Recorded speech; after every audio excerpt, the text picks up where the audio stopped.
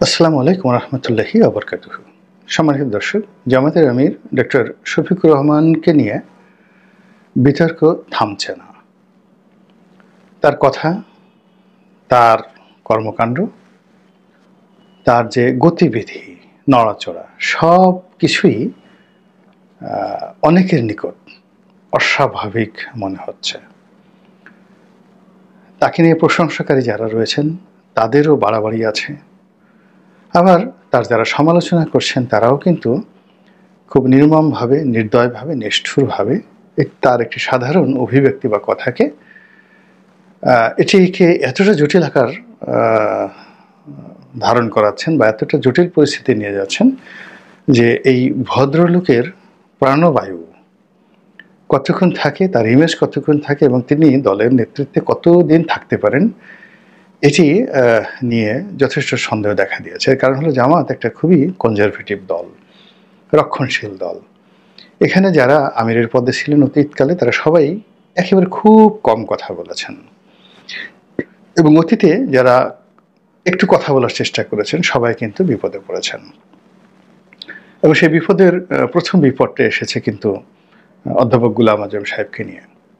2009 সনে তিনি একটা সাক্ষাৎকার দিয়েছিলেন এবং 71-এর মুক্তিযুদ্ধ নিয়ে তিনি তার যে কথাগুলো বলেছেন সেই কথার প্রেক্ষিতে এইরকম একটা অ্যাঙ্গার সৃষ্টি হলো এই সমাজে, যার জন্য এই যুদ্ধাপরাধের যে বিচার, এই বিচারটা করার জন্য আওয়ামী লীগ রীতিমতো একেবারে বাধ্য হয়ে গেল। এর কারণ হলো যেদিন এই অর্ডিন্যান্সটা পাশ হলো, এই প্রস্তাবটা গৃহীত হলো সংসদে, ওদিন কিন্তু আমি ছিলাম, মানে পার্লামেন্টে ছিলাম এবং আমি নিজের সাক্ষী।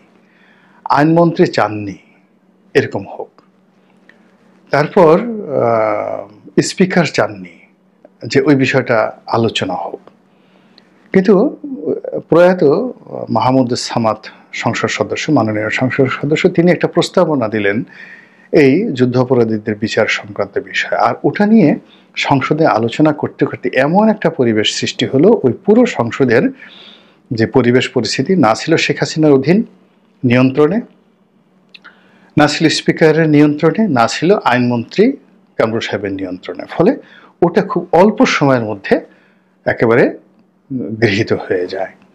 তো এরকম আমাদের বাংলাদেশের যে সেন্টিমেন্টগুলো, সেই সেন্টিমেন্টের কারণে এই যে দেখুন শেখ হাসিনা রাজাকার বললেন, রাজাকারের নাতিপুতি বললেন, একটা গালি দিলেন, তো এটা নিয়ে এরকম একটা অ্যাঙ্গার সৃষ্টি হলো। সেই অ্যাঙ্গার কিন্তু দমন করা যায়নি। তা আমাদের এই দেশে, কিংবা ওই যে কাদের মোল্লা সাহেব, তিনি সাজাপ্রাপ্ত হলেন, হঠাৎ করে তিনি ভি চিহ্ন দেখালেন এবং তিনি কিন্তু ভি চিহ্নটা দেখিয়েছিলেন খুব চমৎকারভাবে। তিনি জানতেন যে এই বিচার এক সময় টিকবে না, তারপরে শেষে একসময় শেখ হাসিনার রেজিম থাকবে না, ফলে তার যে যাবজ্জীবন হলো, তো সরকার পরিবর্তন হলে তিনি সেখান থেকে বেরোতে পারবেন, এই জন্য তিনি ভি চিহ্ন দেখিয়েছেন। কিন্তু সেটাকে লোকজন খুব সিরিয়াসলি নিল এবং তার প্রেক্ষিতে সেই আইনটি আবার পরিবর্তন করে সেখানে মৃত্যুদণ্ড বহাল করা হলো। এই পুরো বিষয়গুলো মানে আমাদের যে রাজনীতির কৃষ্টি এবং কালচার, সেই কৃষ্টি এবং কালচারে মানুষ যখন অধৈর্য হয়ে যায়, মানুষ যখন খুব সমালোচনা করে এবং একজন আর একজনকে ভুল বুঝে, তখন তার পরিণতি সর্বক্ষেত্রেই খুব মারাত্মক হয়ে পড়ে এবং যেটির কবল এখন ডক্টর শফিকুর রহমান পড়েছেন। ডক্টর শফিকুর রহমানের সাথে অন্য জামাত নেতাদের ডিফারেন্স আছে। এর কারণ হলো তিনি হোমোজেনিয়াসলি জামাত নন এবং হোমোজেনিয়াসলি তিনি রাজাকার নন, আলবদর নন। তিনি একসময় জাসদের রাজনীতি করতেন, মানে জাসদ ছাত্রলীগের রাজনীতি করতেন এবং সঙ্গত কারণে আওয়ামী লীগের সাথে তার একটা ভালো সম্পর্ক ছিল। জাসদের ফাদার যে অর্গানাইজেশন সেটা তো ছাত্রলীগ, ছাত্রলীগ মানে মুজিববাদী ছাত্রলীগ, এবং সেখান থেকে তারা আলাদা হয়ে গেল। তো জাসদের সেই রাজনীতি থেকে তিনি এখানে এসেছেন এবং আমির পর্যায়ে পৌঁছে গেছেন। ফলে সত্যিকার অর্থে মুক্তিযুদ্ধ সম্পর্কে, আওয়ামী লীগ সম্পর্কে তার ভিতরে একটা দুর্বলতা থাকবে, এটাই স্বাভাবিক। এবং এখানে যাকে বলা হয় রোনাল্ড রিগানের একটা বিখ্যাত বক্তব্য, তো তাকে একবার প্রশ্ন করলো, তিনি তো রিপাবলিকান দলের, এখন ডোনাল্ড ট্রাম্পের যে দল, এই দলের প্রেসিডেন্ট ছিলেন। তো সাংবাদিককে একবার জিজ্ঞাসা করলেন যে আপনি সেই রিপাবলিকান প্রেসিডেন্ট হওয়ার সত্ত্বেও আপনি ডেমোক্র্যাটদের ব্যাপারে অনেক বেশি উদার এবং তাদেরকে অনেক সুযোগ সুবিধা দেন। কারণটা কি? তো তিনি খুব কৌতুক করতে পারতেন। তিনি হেসে বললেন যে, এটা একটা সিম্পল ম্যাথ, খুব সাধারণ ঘটনা। এর কারণ হলো, একটা সময় আমি তো ডেমোক্র্যাট ছিলাম। তো কাজেই তাদের প্রতি আমার যে দুর্বলতা, সমর্থন, এটা আমি কোনোদিন ভুলতে পারবো না। দেখেছি আমি কাজটা করছি। সবাই হেসে দিল। এখন ডক্টর শফিক ঠিক টিপিক্যাল গোলাম আজমের মতো হতে পারবেন না, কাদের মোল্লার মতো হতে পারবেন না, মকবুল সাহেবের মতো হতে পারবেন না, আব্বাস আলী খানের মতো হতে পারবেন না, আলিয়া আহসান মুজাহিদের মতো হতে পারবেন না, কামরুজ্জামানের মতো হতে পারবেন না, কিংবা তিনি মীর কাসিমের মতো হতে পারবেন না। এর কারণ হলো তার শুরুটা হোমোজেনিয়াসলি স্বাধীনতা বিরোধী হিসেবে তার জন্ম হয়নি, কিংবা রাজাকার হিসেবে তার কোনো অ্যাক্টিভিটিস নেই, তার এবং তার পরিবারের কারোরই নেই। এবং সিলেটে তিনি যে পরিবারে এসেছেন, তার বন্ধু বান্ধব থেকে শুরু করে প্রায় সবাই সব দলের। তিনি একটা মেডিকেল কলেজ এর share holder, Sylhet Osmani medical, না সিলেট মহিলা মেডিকেল কলেজ হাসপাতাল, এটা খুব লাভজনক একটা প্রতিষ্ঠান। তো এখানে প্রায় 92, 93 জন শেয়ার হোল্ডার আছে, বেশিরভাগই লন্ডনের। তো এর মধ্যে আওয়ামী লীগের আছে, এবং লন্ডনের সেরা ধনী বেশিরভাগ শেয়ার হোল্ডার আওয়ামী লীগের, বিএনপির আছে, তারপর অন্যান্য ধর্মের আছে, এবং জামাতের বলতে তিনি এবং তার ভাই তাদের সামান্য দুটো শেয়ার আছে। তার ভাইয়ের কিছু শেয়ার আছে, আর তার কিছু শেয়ার আছে। তাহলে চিন্তা করেন যে তার ডাক্তার হিসেবে বেড়ে ওঠা, ডাক্তার হওয়া, এবং অনেক আগে সিলেটের মতো জায়গাতে এরকম একটা মেডিকেল কলেজ তিনি দিয়েছেন, যেটি সকল দলের সঙ্গে তার সম্পৃক্ততা রয়েছে। ফলে তার যে উঠা ভরসা, তার যে চালচলন, তিনি অনেক আগের থেকেই কেবলমাত্র রাজাকারদের সাথে তার বন্ধুত্ব নয়, কেবলমাত্র জামাতের সাথে তার বন্ধুত্ব নয়, কেবলমাত্র পাকিস্তানিদের সাথে বন্ধুত্ব নয়, তিনি তার অবস্থার কারণেই একটা উদারনৈতিক পরিবেশে তিনি বড় হয়েছেন, এবং সেইভাবে তার কথাবার্তা বের হয়ে যায়। এবং বের হওয়ার কারণে কি হলো, জামাত নেতা হওয়ার সত্ত্বেও তিনি বললেন আল্লাহর রাসূলের সেই মক্কা বিজয়ের অনুকরণে তিনি বললেন, আমরা আওয়ামী লীগকে ক্ষমা করে দিলাম। এখন তার এই উদারতা নিয়ে তিনি আশা করেছিলেন, বিকজ তার যে শিক্ষা, তার যে লেভেল, এবং তার যে চিন্তা চেতনা, তিনি তো ইসলাম বলতে মওদুদির ইসলামটা এখনো তিনি বুঝে উঠতে পারেননি। তিনি ইসলাম বলতে আল্লাহ রাসূলের ইসলাম বুঝেন। মওদুদের ইসলাম যদি বুঝতে হয়, তাহলে তাকে একেবারে গোড়ার থেকে ছাত্র শিবির করে করে করে করে করে মওদুদিবাদ কি, ওহাবিবাদ কি, এটাকে তার মনোমস্তিষ্কে ঢুকাতে হবে।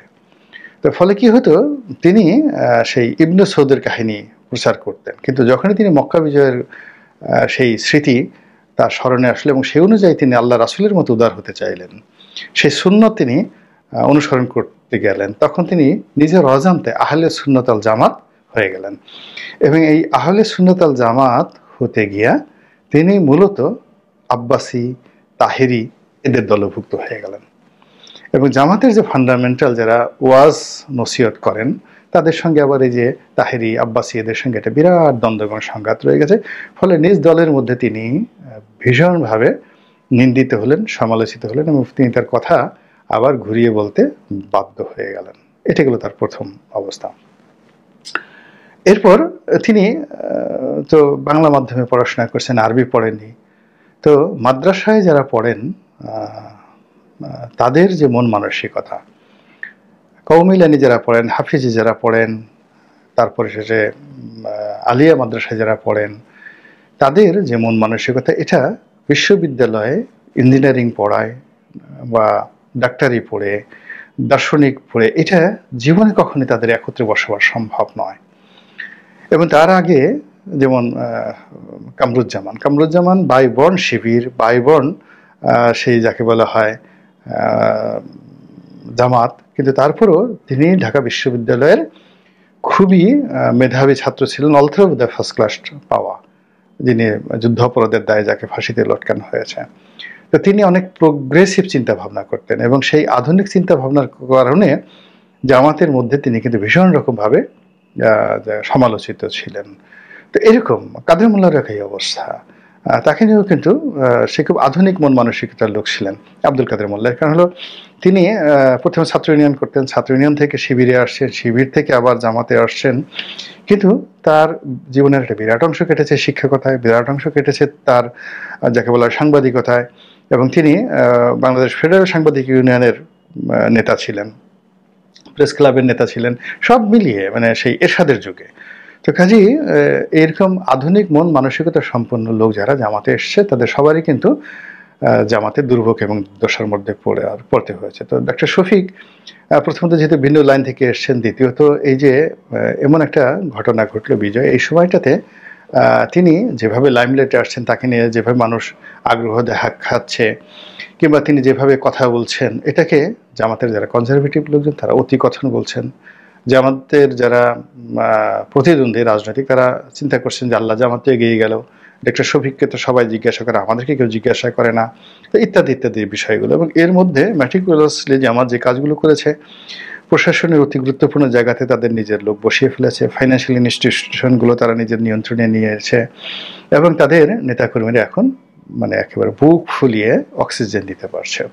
তো এরই মধ্যে তিনি আবার যখন ইংল্যান্ডে গেলেন, ইংল্যান্ডে গিয়ে তিনি এই কথাগুলো কথা বলেছেন, যে কথাগুলো আপনি যদি একজন পলিটিক্যাল সায়েন্টিস্ট হন তাহলে তার এই কথার জন্য তাকে ধন্যবাদ দেওয়া উচিত। আপনি যদি একজন দার্শনিক হন তাকে ধন্যবাদ দেওয়া উচিত।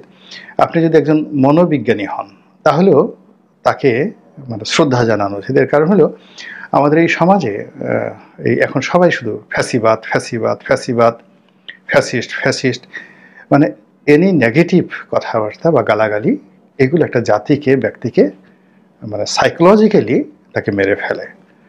আপনি কাউকে গালি দিলেন, যেমন আপনি ফ্যাসিস্ট বললেন, এতে ওই সেই লোকের কিছুই হবে না, কিন্তু নিজে নিজে নিজে নিজে আপনি একটা সময় ফ্যাসিস্ট হয়ে পড়বেন, আপনি ফ্রাস্ট্রেটেড হয়ে পড়বেন, আপনি নিজেকে অবদমিত করবেন। এটাই মনোবিজ্ঞানের ভাষা, এটাই ডাক্তারের ভাষা, এটাই চিকিৎসা বিজ্ঞানের ভাষা। তো তিনি যে কথাটা বলছেন সেটা হলো গালি দেওয়া। এমনকি আপনি দেখেন যে সকল মনোবিজ্ঞান, পৃথিবীর সকল মনোবিজ্ঞান এবং এই সংক্রান্ত যারা দার্শনিক রয়েছেন, যেমন ধরেন আপনার সেই বিখ্যাত স্বপ্ন বিশারদ যদি ধরেন, এই মুহূর্তে আমার নামগুলো মনে আসছে না, তো এই যে যত দার্শনিক তারা সবাই প্রথমে বলেছেন যে আপনারা কেউ গালাগালি করবেন না, কোনো পশুর চেহারা দেখবেন না, আর পশুর নাম নেবেন না, এবং কাউকে গালি দিতে গিয়ে সেই পশু নাম উচ্চারণ করে কাউকে গালি দেবেন না। আপনার নিজের অজান্তে আপনার ভিতরে পশুত্ব চলে আসবে।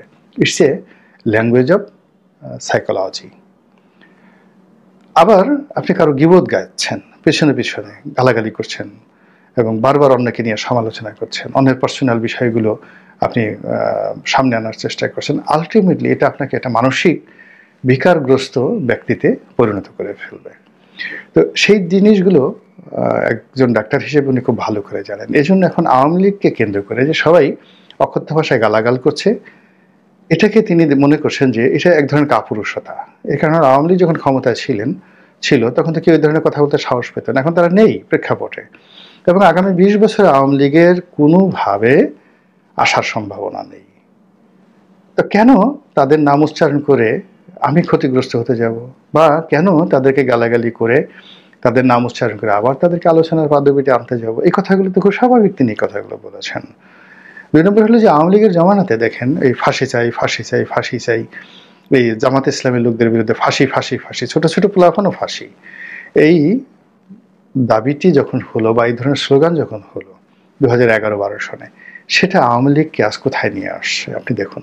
তো একইভাবে এখন এই ফাঁসি থেকে ফ্যাসি, এই ফ্যাসি নিয়ে যে সকল কথাবার্তা বারবার বলতে গিয়ে আপনি দেখেন যেই লোকগুলো 4-5টা আপনার ফেস বাংলাদেশে খুব অল্প সময়ের মধ্যে যারা প্রতিদিন কথা বলতে গিয়ে শুধু fascist, fascist Hasina, fascist Awami League, ফ্যাসিবাদী, এই কথাগুলো তারা না বলে যাদের ঘুম হারাম হয়ে যায়, এই লোকগুলোর চেহারা দেখেন। গত 2 মাসে তাদের চেহারার থেকে বরকত উঠে গেছে, তাদের প্রত্যেকটা চেহারা শয়তানের মতো হয়ে গেছে, ফ্যাসিস্টের মতো হয়ে গেছে। তারা এই গত 2 মাসে একবারও হাসতে পারেনি।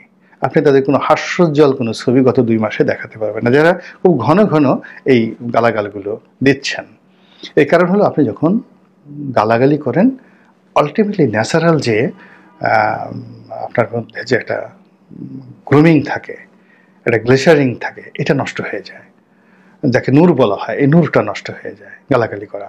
ফলে যেই লোকগুলো এই বারবার শুধু ফ্যাসিস্ট ফ্যাসিস্ট বলছে, তারা যাদের গায়ের রং সাদা ছিল তাদের দেখবেন মুখে দাগ পড়ে গেছে, যাদের গায়ের রং কালো ছিল তারা আরো ভূতের মতো কালো হয়ে গেছে, যাদের চুলে একটু হালকা টাক ছিল তাদের আরো টাক হয়ে গেছে, যাদের পেট খারাপ ছিল তাদের আরো বেড়ে গেছে, যাদের চোখে চশমা লাগতো তাদের চশমার পাওয়ার বেড়ে গেছে। মানে সব মিলিয়ে এই অভিশাপ, মানে গালি দিতে গিয়ে নিজের অভিশাপের কবলে পড়ে গেছেন। এবং এই জিনিসগুলো যেন জামাতের লোক না আক্রান্ত হয় এর দ্বারা, বা আমরা এই কাজগুলো যেন না করি, এই বিষয়ে তিনি লন্ডনে বলছেন যে এই ধরনের গালাগালি আসলে উই ডু নট লাইক। এই কথা নিয়ে এখন সবাই বলার চেষ্টা করছে, হায় হায় এই কথা তিনি কি বললেন, এ কি ধরনের ওলি আল্লাহ। মানে জামাতের অনেক যারা ওয়াশ করেন তারা এখন তাকে জিন্দা ওলি বলে অনেকে তার তেল মারার চেষ্টা করছেন, যে কেউ যদি জিন্দা ওলি দেখতে চান তাহলে ডাক্তার শফিকুর রহমানকে গিয়ে দেখে আসেন। এখন সবাই বলার চেষ্টা করছেন এ কেমন ওলি, যে ওলি এই শেখ হাসিনা এত খুন করলো, জখম করলো, তাদেরকে গালাগালি করতে নিষেধ করে, এ কেমন ওলি আবার সেই গোপনে গোপনে আওয়ামী লীগের সাথে সম্পর্ক করার চেষ্টা করে। যদিও মানে এই কথাবার্তা দ্বারা যারা সন্দেহপ্রবণ তারা ধরে নিচ্ছে যে তিনি আওয়ামী লীগের সঙ্গে একটা আঘাত করতে চান, এ কেমন ওলি, মানে এই নানা রকম বিষয়াদি নিয়ে। তো এটি আমার জন্য এই যে আলোচনা আমি করলাম, আল্লাহ প্রথমত আমাকে এই যে এই ধরনের গালাগাল থেকে রক্ষা করুন, আমি যেন কোনো অবস্থাতে কোনো মন্দ আচরণ করি না। আর ডক্টর শফি যে কথাগুলো বলেছেন সেই কথাগুলো সারা পৃথিবী তাকে সমালোচনা করলেও আমি ব্যক্তিগতভাবে মনে করি তিনি সঠিকই বলেছেন, এবং এই কথা বলার অধিকার তার আছে। তিনি বয়সে মুরব্বী, প্রাজ্ঞ এবং জীবন যুদ্ধে পরাজিত নয়, সফল একজন মানুষ, সব দিক থেকে সফল। তো একজন সফল মানুষ তার যে কথাগুলো বলেছেন সেই তার সফলতার পর্যায়ে না পৌঁছালে তার সেই কথা সমালোচনা করা বা তার চেয়ে এক গ্রেড উপরে না থাকলে তার সমালোচনা করার যোগ্যতা কারো আছে বলে আমি মনে করি না। বরং তার এই যে কর্মজীবনের সফলতা, রাজনৈতিক জীবনের সফলতা, একটা দলের সর্বোচ্চ পর্যায়ে আছেন। আমাদের দেশে ডাক্তার হয় কারা? সবচেয়ে মেধাবী ছাত্ররা। তো তিনি একজন এমবিবিএস ডাক্তার, আবার ডাক্তার হয়ে সেই ফার্মেসিতে বসে সারাদিন স্লিপ লেখেন না। তিনি একজন সফল ব্যবসায়ী, সচ্ছল মানুষ, এবং এই বয়সে, তার এই পরিণত বয়সে তিনি যথেষ্ট শক্তিশালী। তার এই বয়সের বেশিরভাগ লোকের পেট খারাপ থাকে, বেশিরভাগ লোক বিছানায় শুয়ে থাকে, এই পায়ে ব্যথা, হাঁটু ব্যথা, অমুক ব্যথা, চোখে দেখে না, হাজারো সমস্যা। মাশাআল্লাহ তাতে কোনো সমস্যা নেই।